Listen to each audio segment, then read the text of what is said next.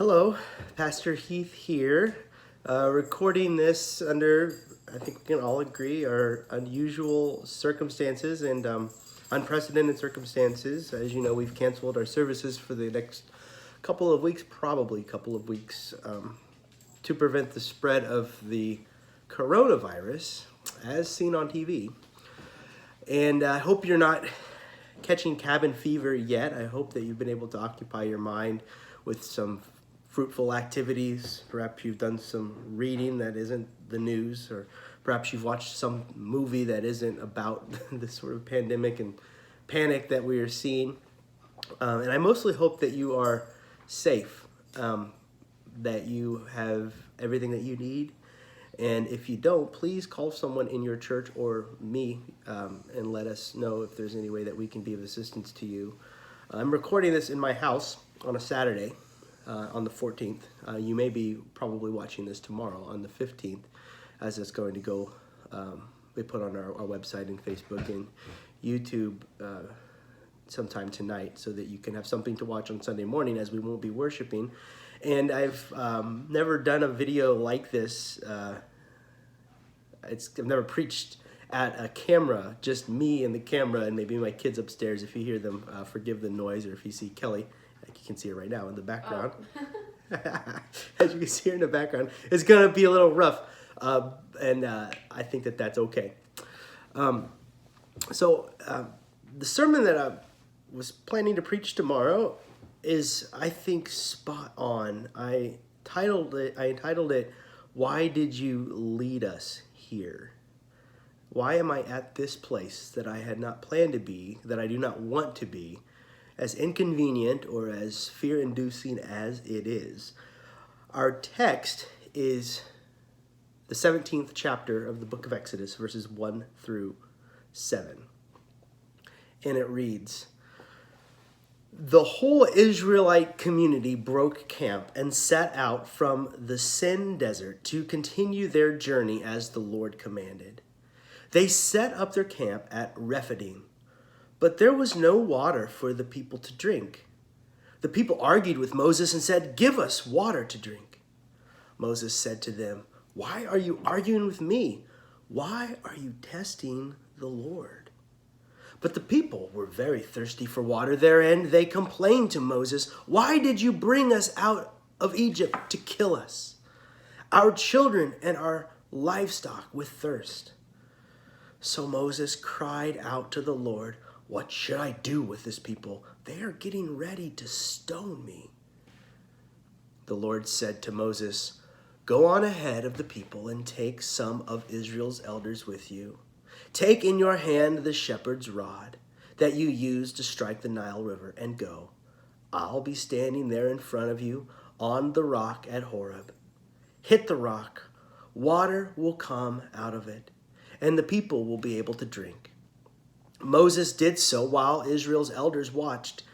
He called the place Massah and Meribah, because the Israelites argued with and tested the Lord, asking, 'Is the Lord really with us or not?'" You may well have heard a sermon preached on this text before, and it might have gone something like this: "What a bunch of whiners. How dare the Israelites grumble and complain, especially after all that God has already done for them, especially after all that Moses has already done for them. After all, weren't they liberated from Egypt just a few chapters before? And didn't they find food in the desert when they had none? Didn't they have every need met at every interval?" So, if it had been you or me, we would never have complained, would we? If we found ourselves in the desert of sin, in the wilderness, we would have trudged along like good little soldiers. I think we can get so caught up in Moses' anxiety and his frustration as we read this text that we can miss one detail that passes over perhaps too quickly. Think about what they were asking for before you judge them too harshly. This episode begins with a basic request: give us water to drink. water. It doesn't get any more basic and essential for life than that. A healthy human adult can live for about 100 hours without water. So under normal circumstances, and if you had food, you have about a 4-day window. That in and of itself is rather anxiety inducing, and the last 2 days without water would very likely be very miserable ones. But let's not forget that they are in the desert of sin. It's just an accident of language that the desert's name is the same word that we use for moral infractions, sin, as in somebody is a sinner. It's an accident of language. The word here means thorny or clay. So it gives you the idea that this is a dry and desolate place. The average temperature in that region is about 81 degrees Fahrenheit in May and 91 degrees average temperature in June. Temperatures in the summer will reach highs in the low 100s, and sometimes the temperature can peak at about 120 degrees. And so even with the average temperatures in that place, in the desert of sin, the Israelites would have been left not with 4 days, but you could half the time, from 100 hours without water to 50. They could probably survive about 50 hours, 2 days. Then if you factor in the fact that they are traveling on the move, walking mile after mile, well, you can cut that time even shorter. Perhaps a day and a half would be reasonable to think that they could survive, maybe a day and a half without water. And then they go and have the gall, the nerve, in those circumstances to ask for water. Anyone would. This is a very understandable complaint. And so, of course, they would turn to their leader. I would. When something's wrong, you call for management and you try to have a discussion or have it out with whoever you think is in charge, where the buck stops. And Moses is, after all, the one who led them on this wild adventure. Moses was the one who stood down the king of Egypt. It was Moses who parted the waters. And up to this point, Moses had many times been called to task and had been able to call manna, food from the heavens, in just the chapter before, chapter 17. Had called quail from the sky for the people to have meat to eat. And so they had up to this point relied on Moses in different ways. But after miles and miles in the desert, and after a series of other close calls, the people find themselves for the umpteenth time between a rock and a hard place, and this is about as bad as it had gotten. No water. Picture it if you can for a moment. Mothers with babies, no water. Parents with children asking for water, no water. What words do you find to tell your kids? To calm their anxieties, their fears. Your own parched mouth, you are all too aware that your tongue is sticking to the roof of your mouth with no water. And when one finds oneself in the midst of the worst of situations, the focus narrows. The times when things were not so bad are all but forgotten. You can think of nothing but the pain that you feel in the present moment. In this case, the thirst, or from where I'm sitting in the midst of this pandemic, it just feels all-encompassing, overwhelming. It's like the reality that I don't want to be caught up in is every place and all at once. All you can think of is pain when you experience it in the present moment. From broken bones to broken hearts, the pain calls our attention from years of joys, of laughter, erasing them in the all-consuming noise of pain or of fear or of sorrow or of panic. And this is where the people find themselves, and I'm sure you have found yourself in a similar circumstance. You may be even feeling yourself to be in that circumstance from where you sit right now. And the fear seems to catch hold of Moses like a fever. The people turn to him with the request, and Moses turns to the people and says, "Why are you testing me?" And the next question, "Why are you testing the Lord?" Interesting. Interesting that these two questions should come so close together and back to back. Why are you testing me? Takes it very personal, as well he should. After all, he's taken the reins of leadership. He bears some responsibility. He said yes to the call. But then he pivots with the next sentence. No, it's not really me you're testing, it's the Lord. Verse 2. Is it me or did I miss something? I don't seem to recall the people bringing God into this. But it makes sense, for you see, in Moses' mind, the Lord's calling and his leading are so deeply intertwined.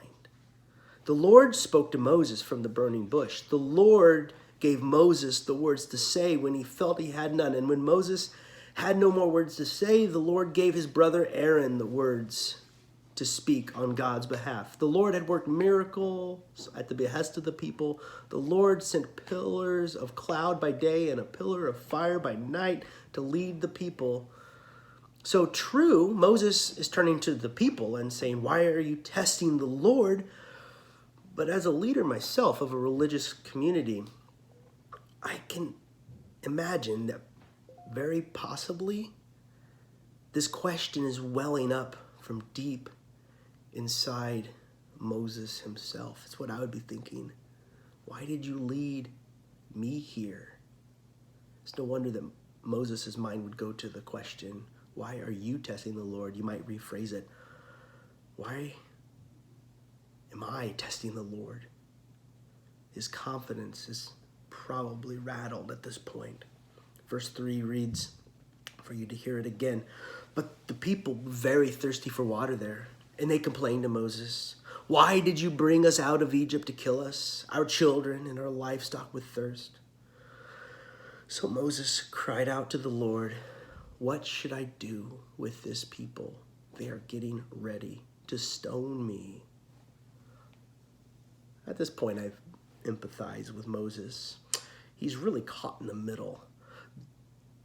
The poor people are deathly afraid.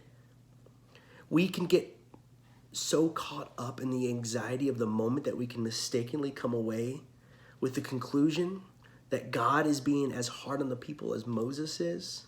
Moses is frustrated, to be sure. He reminds me of parents when they are shouting in anger at their kids because they're afraid. Like maybe you're in traffic and somebody almost hits you with their vehicle, and then your kid asks just the wrong question at the wrong time, and you turn around and you shout at them, and it's not really about the question they're asking, it's about the fear you feel in the moment. Perhaps that's where Moses' agitation is coming from, fear in the moment for himself, and seeing himself in the role of leader as being scapegoated. I'm sort of reminded of times when I, in my role of pastor, have been scapegoated and blamed for all of the problems that are going wrong in the church. But here is something I want you to see, because as I said earlier, you can confuse Moses' agitation with God's frustration. At this point, God has not weighed in on how God feels about the people's anxiety, fear, or anger. Notice here that God, when Moses turns to God for the answer, doesn't blame or huff and puff or judge them for asking for water for Pete's sake. Instead, God instructs Moses to do something that is by now almost mundane. He instructs Moses to take the same walking stick that has been used up till now again and again to work unlikely miracles, to take that stick and to strike a plain and simple rock. It's a very humble miracle, really. Hit a rock. He's instructed to strike a dry and dusty rock in the desert named after thorns and clay.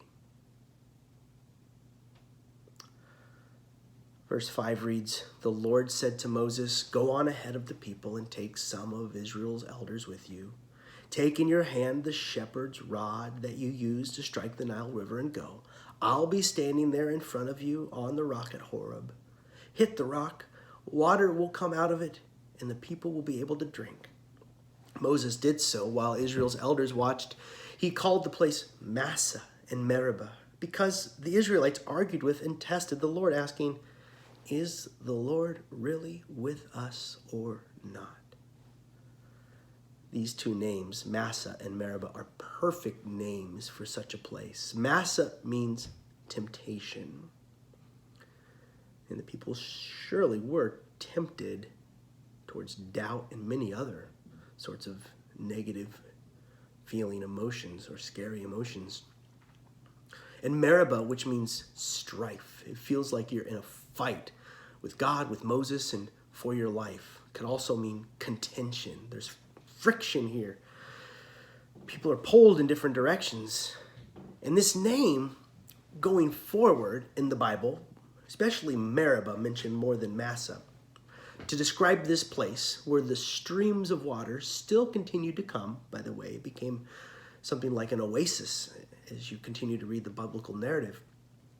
But it would be used as a reference again and again to remind the people of the place where water, read life, was found in the most unlikely of places and unlikely of circumstances. The waters of Meribah will be mentioned again and again throughout the Hebrew Bible. And sometimes they would be mentioned as a rebuke to the people, as in, remember that place. Remember that place where God found you and you were made well, or you were shored up, or even if you were not made well, you were sustained and given the strength to get through, to get by. Remember that place. Sometimes it's used like that in the Hebrew Bible going forward. And other times it's used to remind the people of God's goodness and faithfulness, even in the dry places, the scary places, the places that give rise to uncertainty and fear. This story is one of those archetypal stories. An archetypal story, fancy word, but it's a story that fits the patterns that we so often see in life.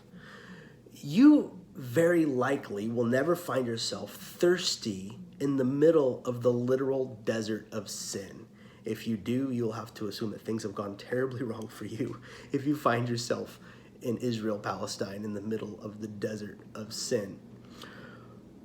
But no doubt you will find yourself in your own version of a dry and thorny place. I myself find before I wrote this sermon, I did not know that I would be recording it in my living room, quarantined basically, cut off from society, in a society that is very afraid of what is coming next.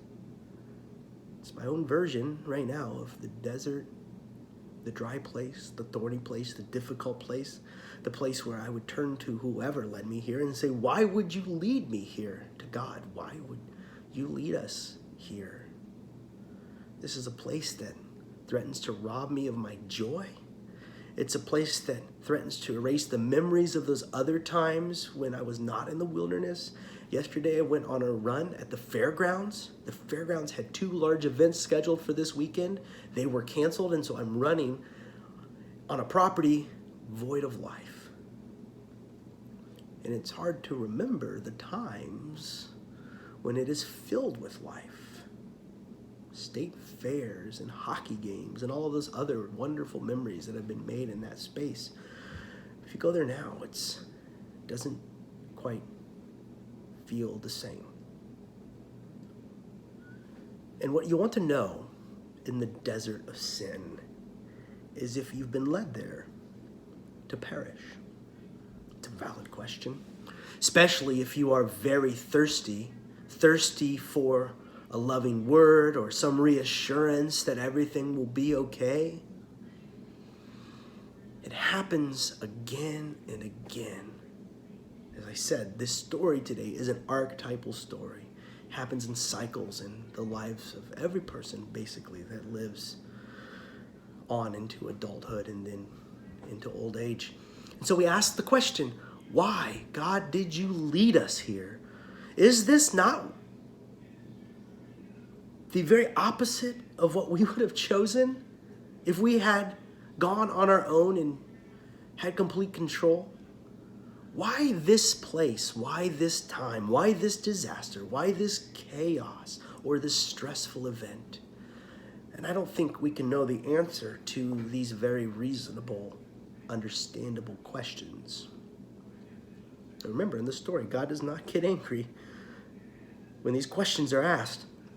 But I do think that we can even now remember what happened the last time we were in a similar place, back in the thorny, dry desert of a place called sin, that space where we ask the very understandable question, is the Lord really with us or not? I do not think that it's the wrong question to ask, but today's story suggests that it is in this space, this dry and thorny space, where we discover that God is still with us, even in the places that we would never choose to go. That one way or another, living water will bubble up from the rocks. For me, today it was making paper objects with my daughter. I woke up, read the news like everyone else. Numbers of people infected going up, up, up, up. I came downstairs in the dry and dusty space that has been our life for the past couple of days. And I made this with my daughter. I made this, and she made this one. See, it's a little banged up because it's her first one. And the living water, the life, the joy, found me. And I don't know what will find you in this time or in what forms or shapes it will take, but God is faithful, and God has not led us to any place to perish. And the water comes. This story is meant to bolster our faith that God will find us in the desert, that our fears are nothing to be ashamed of, and that as the story goes on, we will discover streams of living water in the desert that come from the most unexpected places. This has been what I've seen so far in my life. I'm young, and no doubt I'll find myself in the similar spaces, different iterations of similar spaces again and again. But I've been there before, and I wondered if it would crush my spirit. And in those spaces, the waters, in one way or another, have always found me. Now, I had no magic walking stick and no rock to hit, but the living water found me nonetheless. Sometimes it was a profound peace that hugged me unexpectedly in the moment. Sometimes it was a kind of presence that I had difficulty describing, that some have called the Spirit of God that surrounds us. Sometimes it was the kind presence of a friend who comforted me, not as Job's friends comforted him with advice and right answers, but a friend who was simply there for me. Always, though, the water has found me in the desert of sin. So when I reflect back on the waters of Massa, of Meribah, on the waters that came when I had lost hope and was tested beyond endurance, those waters still quench my thirst today. The memory of those waters finding me quench my thirst in this present moment. I feel hope welling up from within me. They prepare me for the challenges ahead. They shore me up in seasons of dryness and uncertainty. We drink from them together in this season here at Northwood as we fret and stew about the immediate circumstance or about the future. When you are afraid, remember the waters that found you before in the desert. When you find yourself in the desert, complain loudly, as loud as you want. Rejoice and then complain again and wait. The waters come. Always remember the waters come. So here, take a drink deeply if you are able, and if you cannot, wait. Take heart. Hold on to hope and faith. I believe the waters will find you even in this dry and thorny place. I'm going to say a prayer for you where you sit as you're watching this, and for our congregants and those in the city and every space who are with us in this dry and thorny space. Almighty God, we ask for the water that finds us unexpectedly in the midst of sorrow, fear, anxiety, depression. Whatever it is your people are facing, members of Northwood or our friends or those who are in our neighborhoods and other places in the city of Indianapolis, across the state and across the country and across the world. I pray that the water of life will find them quickly. And until they taste it, I pray that they will be shorn up and supported by your love and by your presence and your spirit, or by the love and presence and spirit of you that is reflected in each one of us, in our friends and in our family members. God, I pray that you will give us calm and comfort and a sense of peace and freedom from fear as we walk through this pandemic together. Keep our people well, whole, and healthy, and keep our heads rational and calm, but also prudent and vigilant.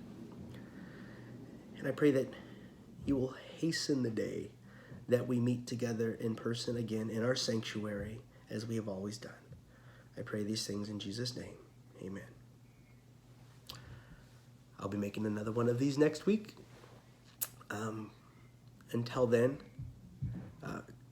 God bless and keep you. And if you need anything, please just give me a phone call or shoot me an email. I hope that you are very well where you are, and I hope to see you sooner than later. Take care. God bless.